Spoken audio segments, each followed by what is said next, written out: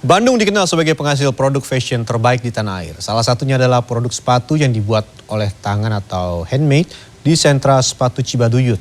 Di tengah upaya untuk kembali bangkit pasca pandemi, para perajin sepatu Cibaduyut kini menghadapi satu masalah, yaitu soal regenerasi. Kawasan Jalan Cibaduyut sudah sejak tahun 1920-an terkenal menjadi sentra pembuatan sepatu di Bandung, Jawa Barat. Pamornya sempat naik meski kemudian sekarang semakin menurun. Salah satu permasalahannya adalah kurangnya regenerasi perajin sepatu di Cibaduyut. Data dari Dinas Perindustrian dan Perdagangan atau Disdagin Kota Bandung menyebut bahwa di tahun 2021 terdapat 382 perajin sepatu yang berada di 3 kelurahan di sekitar Jalan Cibaduyut, Kota Bandung. Jumlah ini menurun tajam dari tahun-tahun sebelumnya, yakni sebanyak 577 perajin. Dari 382 perajin yang masih eksis, mayoritas memang sudah berusia 40 tahun ke atas. Untuk itu, Disdagin kini tengah menjaring anak-anak muda di wilayah Cibaduyut untuk ikut dalam pelatihan-pelatihan. Caranya ya kita salah satunya dengan mencari potensi dari anak muda. Potensi anak muda ini kita kumpulkan, kita edukasi bahwa tanggung jawab sentra ini merupakan ada di komunitas mereka sendiri begitu. Jadi kita melaksanakan sosialisasi dan juga treatment seperti membuat satu komunitas, kemudian juga ada pelatihan, kemudian yang terakhir juga pelatihan itu bisa terkait dengan kualitas produk dan packaging juga, dan di ujungnya itu adalah pemasaran.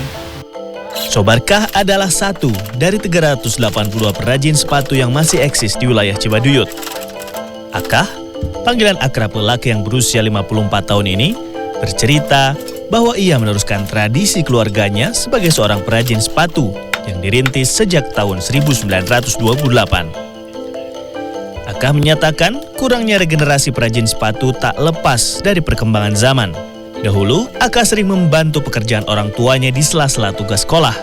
Sementara kini, anak-anak para perajin lebih banyak yang tertarik untuk bermain game. Kekhawatiran dianggap mempekerjakan anak di bawah umur juga menjadi salah satu penyebab regenerasi berjalan lambat. Hal ini membuat perbandingan jumlah bengkel sepatu dengan perajin semakin sedikit. Dulu tuh 1 sampai 6 sampai 10. Kalau sekarang 1, 3 sampai 1, 5 gitu kalau sekarang. Karena banyak owner. Gara-garanya apa? Ya itu tadi, anak dieksploitasi anak, padahal itu bukan dikerjakan anak, dipekerjakan, tapi membantu orang tua dari luangnya sekolah dan belajar. Kalau sekarang kan nggak boleh. Akhirnya anak-anak pada main game. Akhirnya gimana SDM-nya? Nggak ada. Akah juga menyoroti soal pelatihan-pelatihan yang dilakukan pemerintah kurang tepat sasaran. Saat ini pelatihan mengenai pengembangan industri sepatu lebih banyak diikuti oleh pemilik usaha sepatu dan bukan ditujukan untuk mencetak perajin baru dari kalangan anak muda. Perajin dulu kalau zaman bawah saya itu, setiap bengkel itu kalau ke UPT itu mewakilkan beberapa orang pekerja untuk belajar di sana teknologi. Kalau sekarang bukan, ownernya yang sekolah di sana. Kadang-kadang yang belum bisa sepatu ingin belajar di sana, ikutan. Karena sama pemerintah itu ada dalam setahun itu 1 sampai 2 kali pelatihan.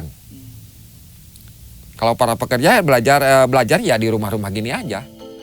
Akah berharap pemerintah bisa mengembangkan kemampuan para perajin dengan modernisasi alat, namun tidak melupakan ciri khas sepatu Cibaduyut, yakni teknik konstruksi sepatu yang disebut dengan teknik beneh atau hand welted. Teknik ini merupakan teknik pembuatan sepatu yang paling dihargai mahal di dunia, karena penjahitan sepatu dilakukan dengan menggunakan tangan dan menggunakan bahan-bahan yang terbaik. Angga Putra, Helmi Suryanegara, Bandung, Jawa Barat.